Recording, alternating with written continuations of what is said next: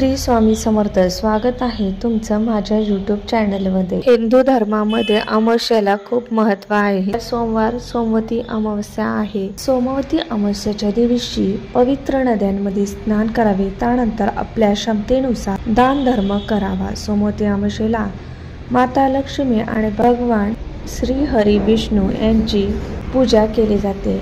या दिवशी काही सोपे उपाय करून तुम्ही तुमच्या आयुष्यात प्रगती करू शकता. सोमवती अमावस्या 30 डिसेंबर रोजी पहाटे 4:01 सुरू होईल आणि ही 31 डिसेंबर रोजी पहाटे 3:56 समाप्त होईल.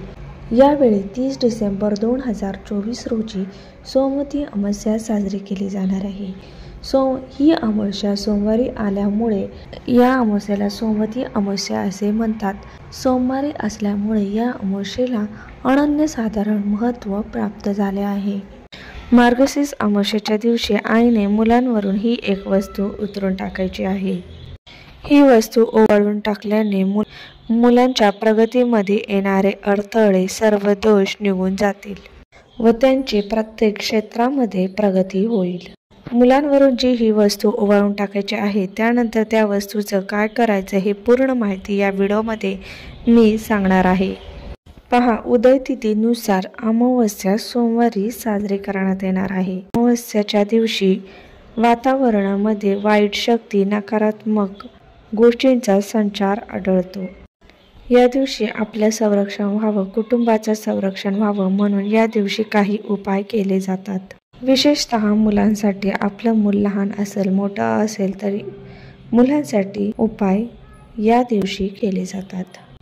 पहा, लहान बाळ असेल तर ते अचानक रडायला लागतं, किरकिर करतं, खात पीत नाही. मोठ्या मुलांचं झालं तर या दिवशी त्यांना अचानक अस्वस्थ वाटू लागतं, अभ्यासात मन लागत नाही. ते अशा ठिकाणी जातात जिथे नकारात्मक शक्तींचा वावर असतो आणि त्याचा परिणाम त्यांच्यावर होत असतो. जसं की मुलं वारंवार आजारी पडू लागतात. आपल्या आजूबाजूंची, घरातल्यांची, विशेषतः आईवडिलांची, आजी आजोबांची आपल्या मुलांना नजर लागत असते, कारण आपण आपल्या मुलांचं कौतुक करत असतो. काही मुलांचं केलेला अभ्यास लक्षात राहत नाही किंवा ते अभ्यासामध्ये फारसे हुशार नसतात. त्यांची देखील प्रगती व्हावी असे प्रत्येक आई वडिलांना वाटत असते. यासाठी काही उपाय करायचे आहेत. आता हा उपाय यासाठीच तुम्हाला करायचा आहे, तर तो उपाय तुम्हाला तुमच्या मुलांसाठी, मुलीसाठी करायचा आहे. अगदी लहान मुलापासून ते मोठ्या मुलापर्यंत हा उपाय तुम्ही करू शकता.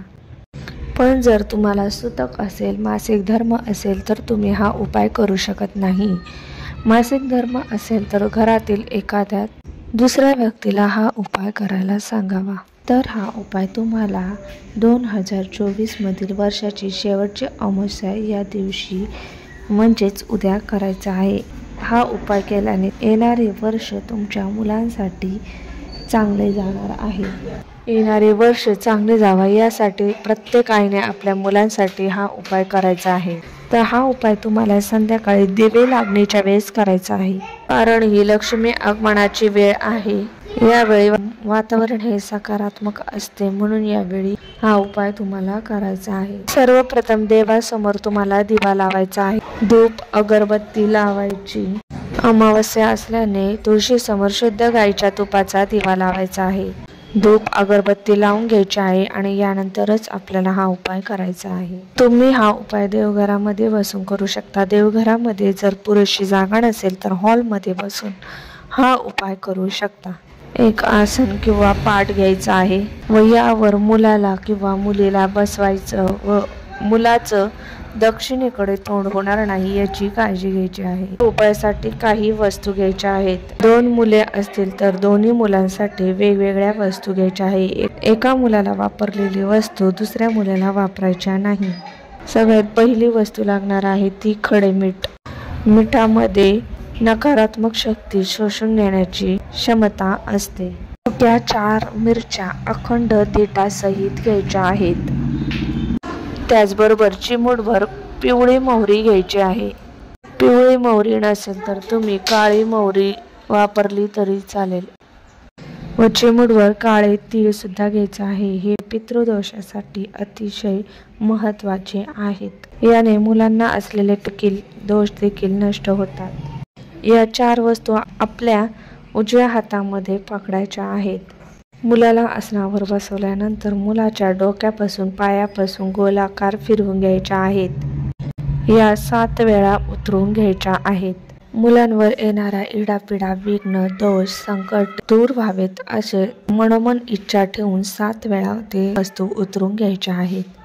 नंतर या सर्व वस्तू एका प्लेटमध्ये ठेवायच्या आहेत।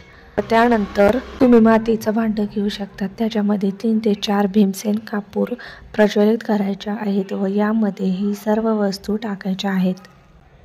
किंवा तुम्ही तवा गरम करू शकता व तव्यावर या सर्व वस्तू टाकू शकतात। हे जळून गेल्यानंतर जी काही रक्षा उरणार आहे ती तुम्हाला घराबाहेर टाकायची आहे, जिथे कोणाचा पाय पडणार नाही याची दक्षता घ्यायची आहे। तर नक्कीच हा उपाय तुम्ही उद्या करायचा आहे।